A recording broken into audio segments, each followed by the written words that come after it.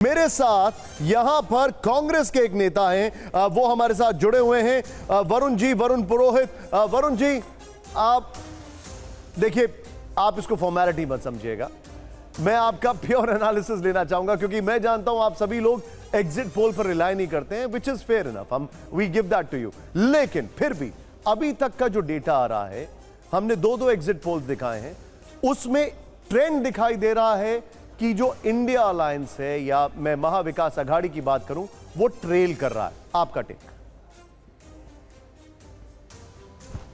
देखिए, मैंने हरियाणा चुनाव में जब एग्जिट पोल पे मेरी बात डिबेट चल रही थी, जब मैंने उसमें कहा था हरियाणा में कांग्रेस पार्टी नहीं आ रही, वो सब अजीब सा लगा सबको कि एक ही आदमी ऐसे क्यों कर रहा है एग्जिट पोल में, तो सब बता रहे। लेकिन 10-11% वोट परसेंटेज बढ़ी, कांग्रेस की टिकट वितरण की जो गड़बड़ थी उससे कांग्रेस हारी, बीजेपी नहीं जीती हो। ऐसे ही मैं महाराष्ट्र की भी बात कर रहा हूँ, झारखंड की भी बात कर रहा हूँ, बीजेपी का कोई रोल नहीं है, बटेंगे कटेंगे ये बाबा योगी आदित्यनाथ को घुमाने से कोई फर्क नहीं पड़ा, उल्टा नेगेटिव गया महाराष्ट्र के अंदर। अगर टिकट वितरण सही हुआ है, जो लोग पब्लिक से कनेक्ट रहे वो उनको टिकट दिया है, तो वो 100% जीतेंगे। दूसरी बात, महंगाई, बेरोजगारी और जो फोर्सिबली पूंजीवाद को देश के अंदर जबरदस्ती जनता के ऊपर जो एक आतंक मचा रखा है मोदी सेंट्रिक भारतीय जनता पार्टी ने, कि पूंजीवाद तो लागू करेंगे, चाहे उसमें मिडिल क्लास समाप्त हो जाए, पब्लिक उसको देखेगी। जो सुपरफिशियल मुद्दे, जितना प्रोपोगंडा 4 जून के बाद भारतीय जनता पार्टी, उनके अनुवांशिक संगठनों ने घुमाया, हिंदुत्व, 4 जून को जब इनको धक्का लगा 300 पार नहीं हुए, मोदी जी की गारंटी फेल हो गई, तो उन्होंने हिंदुत्व को घुमाया और योगी आदित्यनाथ जी को बटेंगे कटेंगे उसमें उनको मोहरा बनाया। अगर नहीं जीतेंगे यूपी के उपचुनाव और महाराष्ट्र में हार जाएंगे, तो योगी जी को वैसे भी उनको फ्री करना है, उनको पॉलिटिक्स से। आपका कंटेस्ट क्या? एक मिनट वरुण जी, जी। मैं सुमेरा हमें पूरा डेटा बताने वाली हैं अभी। मैं आपसे एक बहुत छोटा सा सवाल और बहुत छोटा सा जवाब उम्मीद करूंगा सर। अभी क्या आप ये कहना चाह रहे हैं कि बीजेपी का बटेंगे तो कटेंगे वाला जो एक वॉर क्राई था, ये उल्टा पड़ने वाला है महाराष्ट्र में? क्या आप ये कहना चाहते हैं? बिल्कुल, मैं यही कहना चाह रहा हूं। बीजेपी ने जो अपनी इनकी जो प्रोपोगंडिज्म किया, वो आम जनता का कोई इशू नहीं था उसमें, उसलिए जनता इनसे नाराज है। और आप ठीक है, हमारे साथ बीजेपी के नेता हैं, हम उन्हीं से ये सवाल पूछेंगे। सुमेरा, जनता पार्टी को धक्का लगा। जी वरुण जी, आप जो कह रहे हैं उसको लेकर हमारे जो अभी एग्जिट पोल के आंकड़े सामने आ रहे हैं, वो क्या कहते हैं? एक बार फिर से आंकड़े दर्शकों को बता देते हैं। एग्जिट पोल एक एक कर जो सामने आ रहे हैं, उसमें क्या एग्जिट पोल तस्वीर दिखा रहा है। तो देखिए, मेट्राइज महाराष्ट्र का जो तस्वीर दिखा रहा है वो ये दिख रही है, किसको कितनी सीटें सुपर एग्जिट पोल में। एनडीए को 150 से 170, एमडीए को 110 से 130 और अन्य के खाते में 8 से 10 सीटें, यानी एनडीए को साफ तौर पर बढ़त दिखाई दे रही है और बड़े अंतर के साथ। ये पी मार्क का जो डेटा है वो है हम आपके सामने इस वक्त स्क्रीन पर जो दिखा रहे हैं, और इसमें 137 से 157 एनडीए को मिल रहे हैं, तो एमडीए को 126 से 146। हालांकि यहां अंतर थोड़ा कम है, लेकिन फिर भी अंतर है दोनों के बीच। अन्य के खाते में 2 से 8 सीटें जा रही हैं। तो ये महाराष्ट्र का आंकड़ा। मेट्राइज का झारखंड का आंकड़ा भी आपको दिखा देते हैं कि मेट्राइज झारखंड का जो आंकड़ा है वो क्या दिखा रहे हैं। तो देखिए, बीजेपी प्लस को 42 से 47 सीटें मिल रही हैं, और जेएमएम प्लस यानी कांग्रेस और जेएमएम को 25 से 30 सीटें मिल रही हैं। अन्य के खाते में 1 से 4 सीटें जा रही हैं। तो यहाँ झारखंड में भी बीजेपी साफ तौर पर जेएमएम और कांग्रेस पार्टी से आगे। एक और एजेंसी का एग्जिट पोल दिखाते हैं झारखंड का, आपको वो क्या कह रहा है, वो भी यही तस्वीर दिखा रहा है। देखिए, जेवीसी का जो एग्जिट पोल है वो दिखा रहा है कि बीजेपी प्लस को 40 से 44 सीटें मिल रही हैं, कांग्रेस पार्टी को 30 से 40 सीटें मिल रही हैं, अन्य के खाते में 1 सीट जा रही है। ये दिखा रहा है जेवीसी। तो दोनों जगह, झारखंड में भी और महाराष्ट्र में भी, एनडीए को साफ तौर पर बढ़त और सरकार बनती हुई उनकी दिख रही है। अब जो उपचुनाव हुए हैं उत्तर प्रदेश में, उसका क्या आंकड़ा है जो एग्जिट पोल है दिखा रहे हैं, ये वो भी देख लीजिए। जो मेट्राइज का डाटा है वो ये कहता है कि एनडीए को 7 सीटें मिल रही हैं और इंडिया गठबंधन को 2 सीटें ही मिल रही हैं। ये कह रहा है मेट्राइज का डाटा उत्तर प्रदेश की 10 सीटों के बारे में, कि एनडीए को 7 और एनडीए को 2 सीटें मिल रही हैं 9 सीटों के बारे में। जेवीसी क्या कह रहा है उपचुनाव को लेकर उत्तर प्रदेश के, वो भी देख लीजिए। 6 सीटें एनडीए को और 3 सीट इंडिया गठबंधन को। साफ तौर पर एनडीए को ज्यादा सीटें मिलती हुई दिखाई दे रही हैं। हमारे साथ लगातार सभी मेहमान बने हुए हैं। हमारे साथ के शर्मा जी भी जुड़े हैं। के शर्मा जी, ये जो तस्वीर है वो जिस तरह की दिख रही है, वरुण पुरोहित जी, कांग्रेस पार्टी के तमाम लोग ये कह रहे हैं कि चला ये एग्जिट पोल को नहीं मान रहे हैं। वो कह रहे हैं हम तो एग्जैक्ट पोल ही देखेंगे, क्योंकि जो ध्रुवीकरण करने की कोशिश की गई है, ये आरोप है उनका। तो आपको लगता है कि बटेंगे कटेंगे एक हैं तो सेफ हैं, दरअसल वही नारा था और उसने काम किया है आपके पक्ष में? सुमेरा जी, कांग्रेस की हालत क्या है इसको आप अच्छे से समझ सकते हैं। 2014 के बाद उनको एग्जिट पोल, ओपिनियन पोल से नफरत हो गई और इसके बाद उन्होंने कह दिया कि हम आएंगे नहीं। फिर 2017 में वो वापस आ गए। फिर 2019 के बाद फिर कसम खा लिया कि हम बैठेंगे नहीं। इसके बाद अभी 24 के बाद जब हरियाणा का चुनाव था और इनको लगने लगा कि हम जीत रहे हैं, जो इनके सो कॉल्ड लीडर्स इनको समझा रहे थे, तो उसके बाद हरियाणा चुनाव के ओपिनियन पोल में भी और एग्जिट पोल में तो खूब बढ़ चढ़ के भाग लिया इन लोगों ने। आज इनको फिर, क्योंकि इनको पता है कि हार रहे हैं, तो फिर भाग खड़े। लेकिन के शर्मा तो जी, हम समझना ये चाह रहे हैं कि आपके लिए क्या काम कर रहा है, क्या है जो आपके लिए डिसाइडिंग फैक्टर था महाराष्ट्र में और झारखंड में, दोनों जगह का एक एक फैक्टर आपके मुताबिक? क्योंकि सबसे बड़ा मुद्दा अगर झारखंड में कोई था तो वो ये था कि किस तरह से वहां पर लोग आ रहे हैं, वहां पर जो डेमोग्राफी है वो बदल रही है, ये बड़ा मुद्दा था। और महाराष्ट्र में आपने लगातार एक हैं तो सेफ हैं, बटेंगे तो कटेंगे मुद्दा उठाया। तो क्या यही मुद्दे हैं जो आपके लिए काम कर रहे हैं जमीन पर? नहीं, मैं 2-3 बातें कहना चाहता हूं सुमेरा जी। देखिए, जनता के हित के मुद्दे, एक चुनाव में 1-2 मुद्दे तो होते नहीं हैं, कई मुद्दे होते हैं जी। लेकिन उसमें कुछ मुद्दे कुछ समय के लिए बहुत प्रभावी भी होते हैं और इसको जनता अच्छे से समझती है।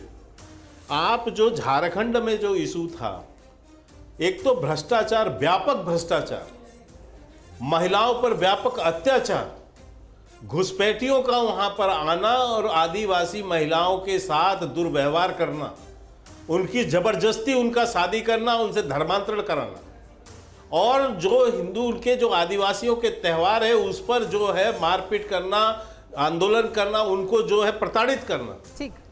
इसके अलावा जनता की कोई सुध नहीं, केवल भ्रष्टाचार के करोड़ों करोड़ों रुपए भ्रष्टाचार में, ये सब कोई जनता के नजर में नहीं आएगा। दूसरी बात, महाराष्ट्र में एक सरकार काम कर रही है। पहला तो 19 का जो चुनाव था उसका भी एक लोगों को सामने पता है कि क्या हुआ उसमें।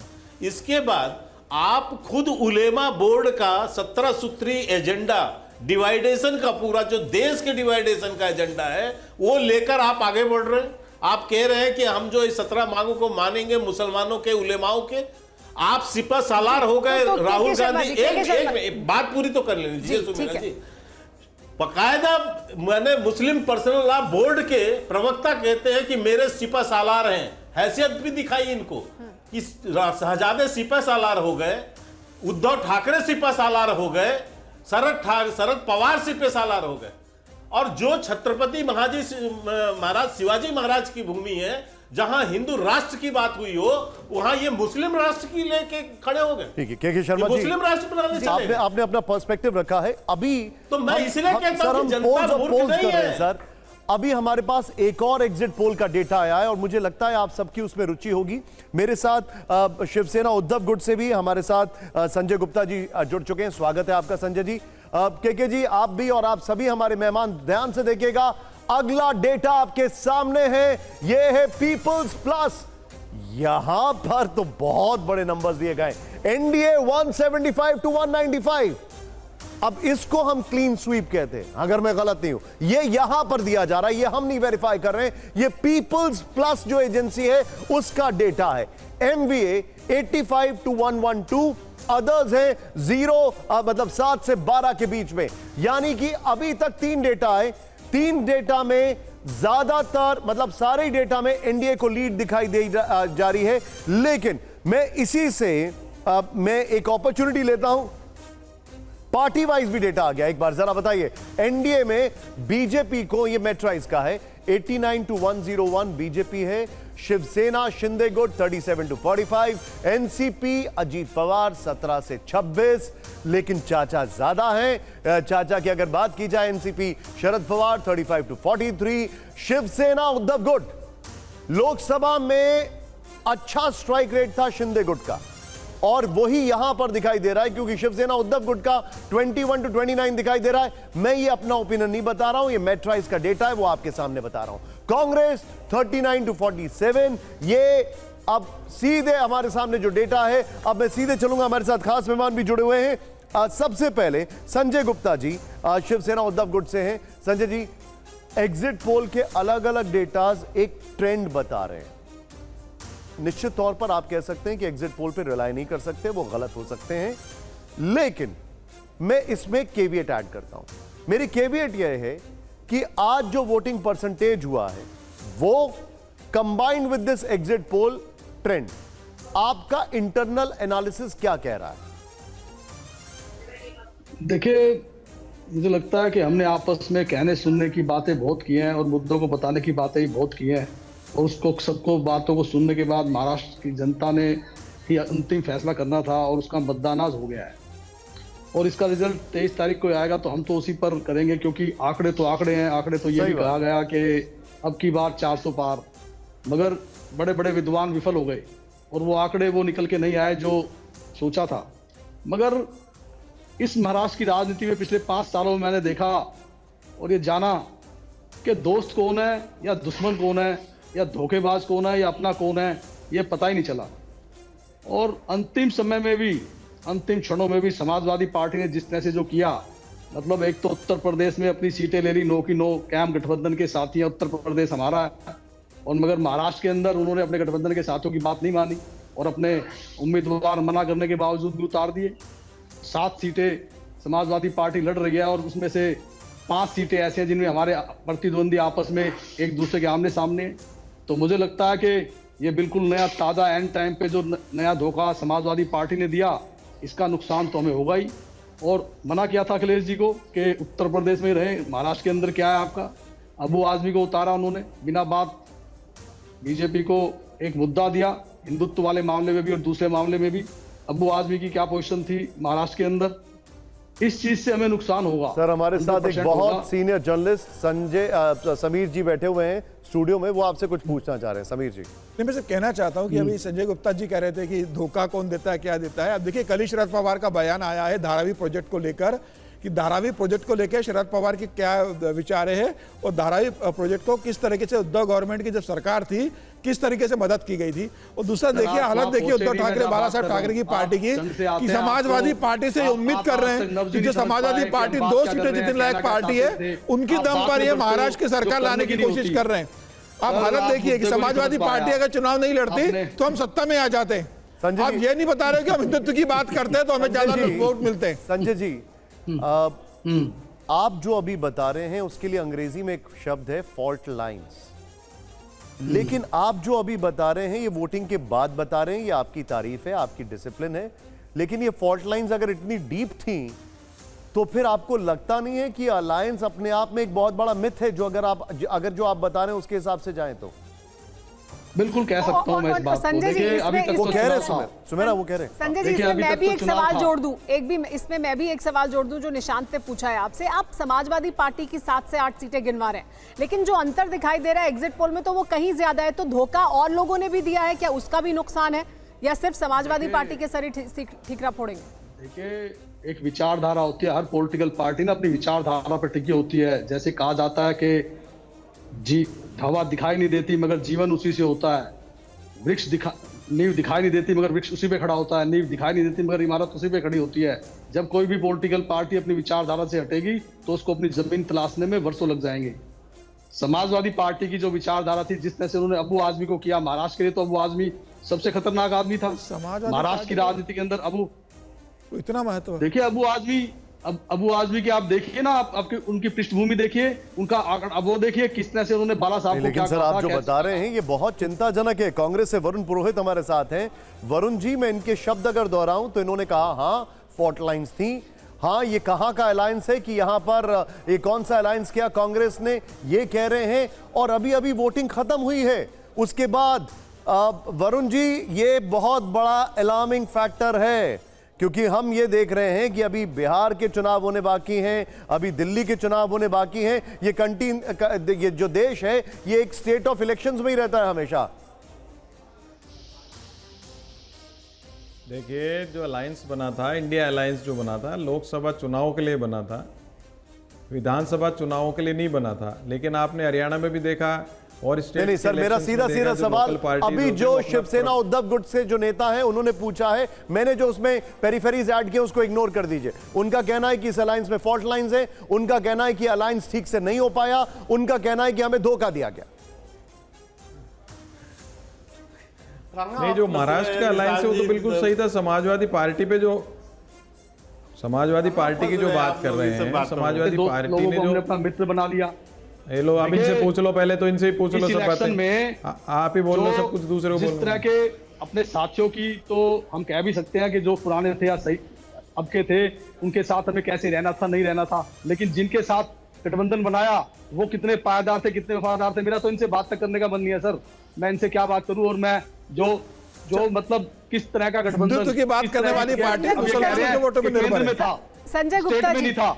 किस तरह के साथी हैं सर? संजय किस गुप्ता तरह जी, के- ये किस जो तरह की नतीजे राजनीति आ रहे करते हैं, हैं, ये जो दलित नीति एग्जिट की- पोल दिखाई भाई दे रहा आपको है, नहीं करनी तो मत करो बात। आपसे कौन बात करना चाह रहा है यहाँ संजय गुप्ता जी, पर? आपसे एग्जिट बात करने के लिए पोल बैठा हूँ मैं। पार्टियां एग्जिट पूरी पोल बात के बोलने नहीं आंकड़े दूंगा में- किसी को। ऐसी पॉलिटिकल पार्टी, नहीं, मैं संजय गुप्ता से बात करने के लिए बैठा हूँ यहाँ पर। पार्टियों के विधायक और एमपी डिस्क्वालीफाई हो जाने चाहिए और एक खत्म कर दिया जाना मिनट, चाहिए ऐसी political पार्टियों को जो इस तरह की सोच रखती हो, इस तरह के एक मिनट सर, थोड़ा कंफ्यूजन हो गया सुमेरा, प्लीज गो अहेड। मैं नहीं संजय जी, एग्जिट पोल के जो आंकड़े आए हैं उस पर आप अभी यही हमारे इस डिबेट एग्जिट में ही पोल से आपकी कोई सिर फर्क नहीं पुटअबल पड़ता। हो रही है? क्या ये देखिए, संकेत सरकार बने ना है बने कि इससे कोई नतीजे फर्क नहीं इसी पड़ता। दिशा में चीफ आएंगे? सेनेटर साहब ने हमेशा सही तो को फिर सही और गलत को गलत कहा है। चीफ सेनेटर लगातार ये को फर्क नहीं चर्चा पड़ता, थी। ठाकरे संजय जी, सरकार में है, संजय नहीं है। जी, ये तो एक संजय विरोधी जी की बोल बात दिया थी, आपने, अपनी बाला साहब बात का रख दी, सपना अब था कि सवाल का जवाब भी तो दे दीजिए। मुख्यमंत्री, चीफ क्या सेनेटर क्या देश ये इस में बात का प्रधानमंत्री इशारा भी जो है बीजेपी का रहे कि वो नतीजे सपना इसी पूरा तरह भी के हुआ। आएंगे तो मगर फिर जिस तरह साथ के नहीं हमारे साथियों रहेंगे? ने किया, अब के साथियों ने भी हम खेमे इससे बहुत बदले जाएंगे? विक्षिप्त हैं। क्या क्या अब लग रहा है हाइंडसाइट में कि साथ में जो गठबंधन किया वो सही नहीं था शिवसेना के लिए? अगर इसी तरह के कैसे नतीजे लोगों से आएंगे जो गठबंधन? एग्जिट पोल कह रहा है तो फिर साथ नहीं रहेंगे? विचारधारा इनसे मिलती है हमारी ये तो आपने चुनाव तो साथ में लड़ा ना, कहिए कि हाँ गलत हुआ। तो क्या किया? चलिए एक और डेटा हमारे पास आ गया है, एक और डेटा देखिए तो अभी कुछ बता करके भी जो होश में ना आए उसको क्या कहें हम? बिल्कुल एक और डेटा आ गया है, ये भी दिखा देते हैं। पोल डायरी का डेटा है जो दिखा रहा है कि एनडीए को 122 से 186 सीटें मिल रही हैं और एमवीए को, महाविकास अघाड़ी को 69 से 121 सीटें मिल रही हैं और अन्य के खाते में 12 से 29 सीटें जा रही हैं। तो ये पोल डायरी ये भी साफ तौर पर, यानी अभी तक जितने भी एग्जिट पोल आए हैं वो सब साफ तौर पर एनडीए को दिखा रहे हैं कि उनके पास बहुत ज्यादा बड़ा एज है, महाविकास अघाड़ी से कहीं आगे है। देखिए महाविकास अघाड़ी 69 से 181, हालांकि अंतर बहुत बड़ा दिखाई दे रहा है। 69 एक तरफ तो 121 दूसरी तरफ, अन्य के खाते में 12 से 29 सीटें। हमारे साथ पार्था भी बने हुए हैं। पार्था, लेकिन ये जो आंकड़े आ रहे हैं, जो एग्जिट पोल के आंकड़े आ रहे हैं, इसे समझने की भी कोशिश करते हैं। दरअसल आप जरा इसको अगर हम ब्रेकअप देख रहे हैं, पार्टी वाइज देख रहे हैं, क्योंकि ये अपने आप में एक अलग तरह का महाराष्ट्र का विधानसभा चुनाव था जिसमें बिल्कुल अलग तरह से गठबंधन भी थे। ये पहले साथ में नहीं लड़े थे और 6 पार्टियां थी साफ तौर पर, लेकिन एज दिखाई दे रहा है। तो क्या काम कर रहा है एग्जिट पोल के मुताबिक एनडीए गठबंधन के लिए? नहीं देखिए, अगर इसका मतलब है पूरा स्टेट में कोई एक इशू काम किया तो एक इशू मुझे लग रहा है लाडली बहना जो स्कीम है तो वो काम करना चाहिए। ठीक है, तो बहुत इंटरेस्टिंग है जो डेटा है, अगर वो काम किया महाराष्ट्र में बट वो नहीं काम किया झारखंड में। ठीक है, तो वो अभी सिनेरियो है। मुझे लग रहा है जब तक रीजन वाइज डेटा नहीं मिलता है तब तक कोई कमेंट करना बहुत ही जल्दबाजी है कि कहाँ से कितना सीट किसको मिल रहा है। जैसे मराठवाड़ा वगैरह जो सीट एरिया है, जो मुझे भी जितना लग रहा है जो मराठवाड़ा में जो इंडिया काफ़ी पीछे रहेगा, तो मतलब ये सब जो आंकलन है वो जब तक रीजन वाइज नहीं आता बोलना बहुत मुश्किल है। ये एक प्रिलिमिनरी डेटा है। जी, लेकिन आपको लग रहा है कि अगर इस तरह का डेटा आएगा इसका मतलब कोई एक फैक्टर है जो पूरे महाराष्ट्र में काम कर रहा हो, वो वेलफेयर स्कीम्स हो सकती हैं, खासतौर पर लाडली बहना योजना? ESSS, वो लाडली बहना स्कीम है, ESSS। जी हाँ, हमारे साथ शरद पवार गुट से रचना वैद्य जी भी जुड़ी हुई हैं, एनसीपी की नेता। रचना, आपको लगता है कि जो लाडली बहना योजना है उसको कहा भी जा रहा था लगातार कि एक बड़ा गेम चेंजर साबित हो सकती है, और क्या वही काम करा है उसने? क्योंकि वो एक नुकसान पहुंचाने वाला फैक्टर था। देखा, अगर आप देखोगे तो पूरा इलेक्शन जो है तो लाडली बहन को प्रमुख मुद्दा बना के महायुति ने चलाया गया था। मगर आज के जो फिगर्स आए हैं, अगर लाडली बहन योजना सक्सेसफुल जितनी उनको लगती है हो गई रहती तो आज फीमेल का जो वोटिंग परसेंट है वो मेल्स से ज्यादा होता। आज ज्यादा करके औरतें उतरती वोट डालने, क्योंकि अगर वो इस लाड़की बहन योजना से खुश होती तो अपने प्रिय भाइयों के लिए वो बाहर निकलती और वोट्स डालती। मगर जो डेटा अभी हमें मिला है उसके हिसाब से महाराष्ट्र के 36 डिस्ट्रिक्ट्स में से सिर्फ 31 डिस्ट्रिक्ट्स ऐसे हैं जिधर मेल परसेंटेज ऑफ वोटिंग काफी ज्यादा है। यानी जो लाडली बहना स्कीम थी वो जिस तरह से उनको लग रहा था महायुति सरकार को काम करेगी और उससे वोट से फर्क पड़ेगा, उस तरीके से हुआ नहीं है, क्योंकि बहनें बाहर आके वोट नहीं किया है बहनों ने। रचना, यू हैव अ पॉइंट, लेकिन फिर कौन सा फैक्टर है जो पूरे महाराष्ट्र में काम कर रहा है महायुति के लिए? तो अभी के जो नंबर्स है ये प्रिलिमिनरी है, और जो भी एग्जिट पोल्स के नंबर्स अभी आ रहे हैं इनिशियल स्टेजेस में, जैसे कि पैनल में से एक ने कहा है कि हमें थोड़ा रुक के रीजन वाइज अगर ब्रेकअप मिले तो हम लोग थोड़ा ज्यादा क्लियर अंदाज लगा सकते हैं। अभी के जो नंबर्स दिखाई दे रहे हैं, मैं पर्सनली इन नंबर्स को बिलीव नहीं करती। इसमें काफी चेंज आप सबको दिखेगा, एग्जिट पोल्स में आगे के दिखेगा ही, और 23 तारीख को तो पक्का दिखेगा आपको कि ये जो नंबर आज दिखाए जा रहे हैं स्क्रीन पे, उनमें और जो 23rd को एक्चुअल रिजल्ट निकलते हैं उसमें जमीन आसमान का फर्क होगा। ये नतीजे आ रहे हैं, मैं अगर इनको बेस मानूं तो मेरा सवाल यहां पर बीजेपी से के शर्मा जी हैं, बड़े सीनियर लीडर हैं। के शर्मा जी, दो फैक्टर्स, बड़े फैक्टर्स, पहला अगर ये रिजल्ट्स हैं जो कि हमें बाद में पता लगेगा जब नतीजे आएंगे, लेकिन एज ऑफ नाउ अगर इनको मैं कांस्टेंट मानूं, पहला फैक्टर है जो आपने डेवलपमेंटल काम किए, जिसमें लाडकी बहन योजना है, कई सारी योजना है। दूसरा है कटोगे तो बटोगे। अब इन दोनों में से क्या डोमिनेट किया इस इलेक्शन में? कोई एक अगर आपको पिक करना है तो वो आप क्या कहेंगे? निशान जी, देखिए, मैंने पहले ही कहा कि किसी भी चुनाव पे एक फैक्टर काम नहीं करते, कई फैक्टर काम करते हैं। एक तो आपने कहा जो डेवलपमेंट की योजना है, बिल्कुल सही है। 2.5 वर्षों में जो महायुति की सरकार ने शिंदे जी के नेतृत्व में जो वहाँ काम किया, और फडणवीस जी और अजित पवार जी के साथ, वो डेवलपमेंट के काम पर जनता का विश्वास है। दूसरा है जो अघाड़ी गठबंधन है, जो खासकर जिसमें कांग्रेस लीड कर रही है, उसकी कोई विश्वसनीयता अब इस देश के अंदर बची नहीं है। आप पूरा देश देखिए, आज कोई देश ना अलग अलग बटा नहीं है। पड़ोस में कर्नाटक में वो देख रहे हैं क्या हालात हो रहे हैं, किस तरह से वहाँ तुष्टीकरण की राजनीति हो रही है, किस तरह से वादे किए गए, किस तरह से वादों को तोड़ा गया, और किस तरह से वहाँ मुस्लिम तुष्टीकरण के लिए किसी भी स्तर तक जाने को ये तैयार हो गए।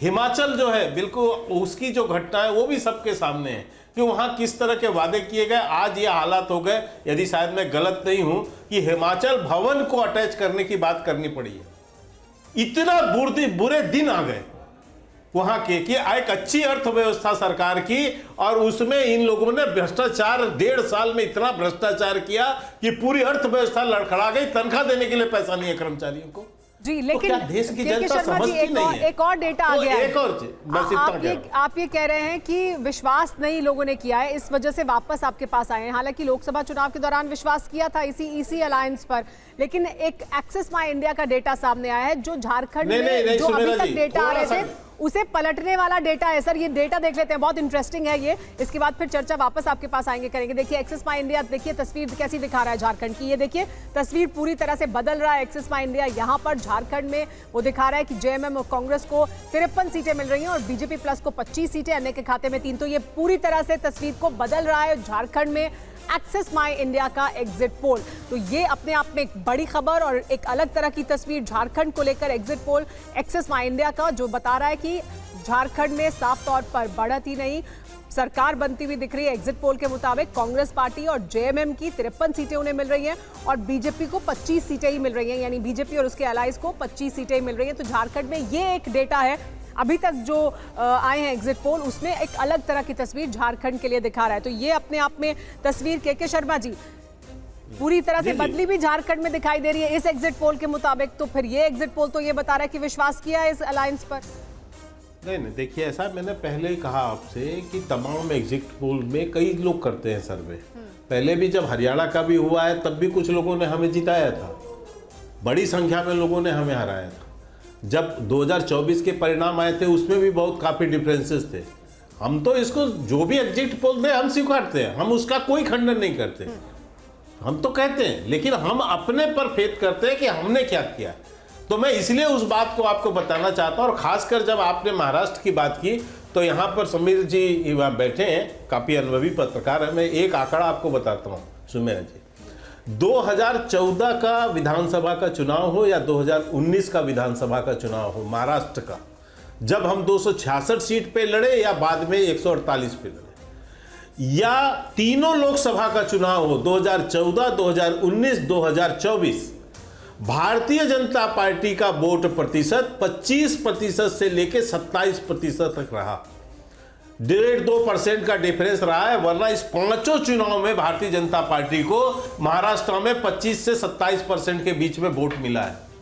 बाकी सभी दलों को 16%, 17%, 18% वोट मिले हैं। लगभग हमसे 8% जो है कम है। तो हमारा वहां पर वोट फिक्स है 25 से 27% और हम 101 सीट से ऊपर रहे। ठीक है। तो मैं आपको यह बताना चाहता हूं कि वहां की जो स्थिति है महाराष्ट्र की, भारतीय जनता पार्टी का वोट काउंसिलेटेड बना हुआ है। लोकसभा में भी हम इस बार भी 26% वोट पर है। लेकिन सर पॉइंट टेकन, आपका वोट मैं आपको इसलिए बता रहा हूं, लेकिन आपने आप सबसे ज्यादा जी। सीटों पर भी चुनाव लड़े हैं, हम उसको भी डिनाई नहीं कर सकते हैं, ये भी एक फैक्टर है। लेकिन झारखंड का किसकी जिक्र हो रहा सीटों है, पर? झारखंड किसकी सीटों पर? मैं निशांत भाई थोड़ा सा मिस्टेक।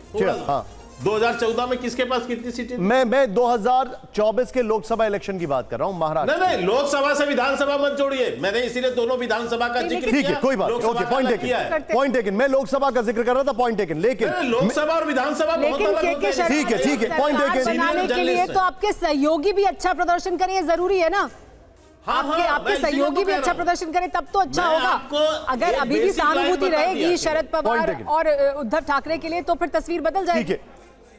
मैं एक बेसिक झारखंड का आपको बताया भाजपा। सर मैं आपको थोड़ा सा रोकूंगा। झारखंड का सी वोटर का डेटा आ गया है। यशवंत जी थोड़ी देर पहले हमारे साथ थे, एक बार वो डेटा भी दिखाते हैं और फिर वरुण जी कांग्रेस के नेता हमारे साथ हैं, उनसे रिएक्शन लेना झारखंड पे बहुत जरूरी है। एक बार देखिए सी वोटर ने जो कहा है वो है बीजेपी 34, बीजेपी प्लस 34 और कांग्रेस 26। अभी हमने आपको 3 डेटा दिखाए झारखंड के, ये थोड़ा कंजर्वेटिव दिखाई दे रहा है, अगर कहा जाए बैलेंस दिखाई दे रहा है। यहां पर बीजेपी जो है वो 34 है, जेएमएम 26 है, अदर्स 1 है और कड़ी टक्कर 20 पर है। यहां पर एक केविएट, यहां पर एक और केविएट है। खैर मैं सीधे चलूंगा वरुण जी के पास। वरुण जी, एक बड़ा ही ऑब्वियस सवाल है, ये एग्जिट पोल सेफ नहीं, हाँ मेरा सवाल आपसे झारखंड को लेकर है कि झारखंड में आपके अलायंस पार्टनर पूरी ताकत से लगे हुए थे। जहां उनकी तरफ से 60 रैली की गई, राहुल जी की तरफ से 7 सिंगल डिजिट,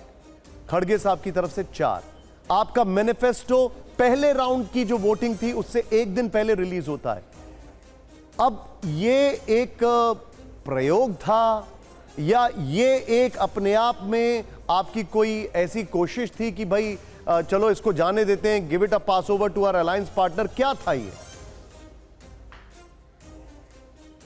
नहीं ऐसा नहीं है। आप जो मैंने आपको कहा पहले, तो मैं आपके एग्जिट पोल्स पे बताऊं, मैं विश्वास की बात नहीं होती, सब अपने मेथोडोलॉजी से काम करते हैं। सर मैंने आपसे इसीलिए एग्जिट पोल पे सवाल ही नहीं पूछा है, मैं तो आपकी पार्टी की स्ट्रैटेजी पे सवाल पूछा है। हाँ मैं उस पर बता रहा हूँ। दोनों जगह एक अलायंस की सरकार बनने जा रही है। अभी कोई कह रहे थे कम हो रही है, ज़्यादा हो रही है, बात नहीं करना चाहता, भाई मत करो जिसको नहीं करनी। दूसरी बात, आपने जो स्ट्रेटेजी की बात की, कांग्रेस पार्टी की जो स्ट्रेटेजी थी जो लोकसभा चुनाव में अलग थी, स्टेट्स वाइज चुनाव की स्ट्रेटेजी कांग्रेस पार्टी की अलग है। झारखंड में क्योंकि हेमंत सोरेन ज़्यादा स्ट्रॉन्ग हैं वहाँ पर, तो उनको आगे बढ़ाया गया और उनको जिस प्रकार से भारतीय जनता पार्टी ने आदिवासी मुख्यमंत्री को ज़बरदस्ती जेल में रखा, फिर बेल से बाहर आए, वहाँ की जो जनता है वो आक्रोशित थी और सोरेन जी के पीछे ज़्यादा आकर्षित थी। तो चुनाव में आप परिणाम में भी देखोगे, जब आएगा परिणाम, तो सोरेन जी को जब जेल में बंद किया उससे लोग आक्रोशित हो गए। इन्होंने जितने भी मुद्दे गिनाए, कांग्रेस ऐसी, कांग्रेस वैसी, कांग्रेस ये कर रही है, खुद की तो बोलते नहीं कुछ भी बात। तो वहाँ जो बटेंगे कटेंगे सारे फॉर्मूले इनके फेल हो गए। जैसे मोदी जी की गारंटी इनकी फेल हुई लोकसभा चुनाव में। और जो आम जनता का विषय है, आम जनता का विषय जो ये कह रहे हैं वो नहीं है। आम जनता का विषय मैं फिर रिपीट कर रहा हूँ, महंगाई, बेरोजगारी है, ये जो आपसे सवाल कांग्रेस की स्ट्रैटेजी को लेकर पूछा जा रहा है वो इसलिए क्योंकि दोनों राज्यों में, महाराष्ट्र में भी, झारखंड में भी ये कहा जा रहा है, ये चर्चा का विषय है। और जो अभी दिख रहे हैं एग्जिट पोल के जो आंकड़े हैं वो भी ये बता रहे हैं कि कांग्रेस पार्टी बाकियों को भी नीचे लेकर जा रही है। यानी आपने पूरे दमखम के साथ चुनाव नहीं लड़ा है, आपका लैकलस्टर रहा है पूरा का पूरा कैंपेन, और इस वजह से आप अपने सहयोगियों को भी नुकसान पहुंचा रहे हैं। क्या ये आकलन नहीं किया जाना चाहिए इन आंकड़ों को देखकर? सुमेरा जी, ये जो आप कह रहे हो ना, ये जो आकलन किया जाएगा, वो अगर रिजल्ट वाले दिन अगर ये ऐसे आते हैं तो फिर मैं और भी बातें आप जो कह रहे हो उससे भी आगे की बातें बता सकता हूं। लेकिन आज की स्थिति ये है, कांग्रेस पार्टी ने कहीं उदासीनता नहीं दिखाई। कांग्रेस अब पार्टी तो हो चुके, तो आप बता दीजिए आगे की बातें भी। अब तो हो गया ना, मतदान तो हो गया, आप बताइए आगे की बातें क्या है। नहीं, मतदान नहीं, वो आगे की बातें मैंने तो आपको शुरुआत में कहा, हरियाणा चुनाव टिकट वितरण के कारण हारे नहीं गया, 10-11% परसेंटेज वोट पड़ी कांग्रेस पार्टी की। मैं तो आपने ध्यान दिया हो तो मेरा आप एग्जिट पोल के दिन देख लीजिए, डिबेट्स में मैंने कहा कांग्रेस पार्टी नहीं आ रही, मोदी जी की नीतियां हार रही, मोदी जी की नीतियां आ रही, इसलिए 10-11% वोट बढ़ा टिकट वितरण में। आज भी मैंने अभी भी कह रहा हूँ, फिर रिपीट कर रहा हूँ, टिकट वितरण अगर सही हुआ होगा तो जिनको पब्लिक कनेक्ट के लोगों को टिकट दिया होगा तो वहां पे भारतीय जनता पार्टी नहीं जीत सकती कांग्रेस का कैंडिडेट, क्योंकि ये है लगातार चर्चा की ज्यादातर हो रहा है, इसलिए कांग्रेस गड़बड़ है। मैं कई 3-4 साल 5 साल से ये बात कह रहा हूँ, जो ये दम भरते हैं ना, मोदी जी आ रहे हैं, मोदी जी आ रहे हैं 2014, 19 में, 24 में, तो वो टिकट वितरण की गड़बड़ी, कांग्रेस की गड़बड़ी कारण आ रहे हैं, मोदी जी नहीं आ रहे हैं। कांग्रेस पार्टी के सेंट्रल सिस्टम दुरुस्त शर्मा जी, होगा। आप अपनी नीतियों से नहीं जीत रहे हैं, वो कह रहे हैं हम ही आपको जितवा देते हैं, हम ऐसे टिकट बांटते हैं कि आप लोग खुद ही जीत जाते हैं, तो आप लोग नहीं जीत रहे हैं, वो जितवा रहे हैं आपको, मदद कर रहे हैं, आपको सहयोग कर रहे हैं। ये तो खुद ही कॉस्मोपॉलिटन हो चुके हैं सुमेरा जी, तो खुद ही कांग्रेस युक्त हो चुके हैं, इनका क्या बात है। नहीं सुमेरा जी, इतना बचपना तर्क तो मैंने आज तक नहीं सुना, और ना किसी में राजनीतिक का। मैं 30 साल से शर्मा जी, मैं माफी चाहूंगा आपको रोकने के लिए, please pardon me sir, please pardon me, मैं आपको रोकूंगा। के शर्मा जी, के शर्मा जी, माफी चाहूंगा, पोल्स ऑफ पोल्स आ गया है हमारे पास, इसलिए मैं आपको रोकूंगा। सभी गेस्ट से माफी कि आपको बीच में रोक रहा हूं। ये देखिए, पोल्स ऑफ पोल्स में सबसे पहले मैट्रिक्स एनडीए 150 to 170, और यहां पर एमवीए जो है 110 से 130, अदर्स 8 से 10। Chanakya strategies 152 to 160 NDA, MVA 130 से 138, others 6 to 8। People's Plus 175 to 195, MVA 85 to 112 और others 7 to 12। P Marq 137 to 157, NDA और एमवीए 126 to 146, अदर्स 2 से 8। और पोल डायरी 122 to 186, बहुत बड़ा वेरिएशन है। ये देखिए, एनडीए को और एमवीए को 69 to 121, अदर्स इन्होंने सबसे ज्यादा दिए 12 से 29। ये पोल्स ऑफ पोल्स इस वक्त आपके सामने महाराष्ट्र का था।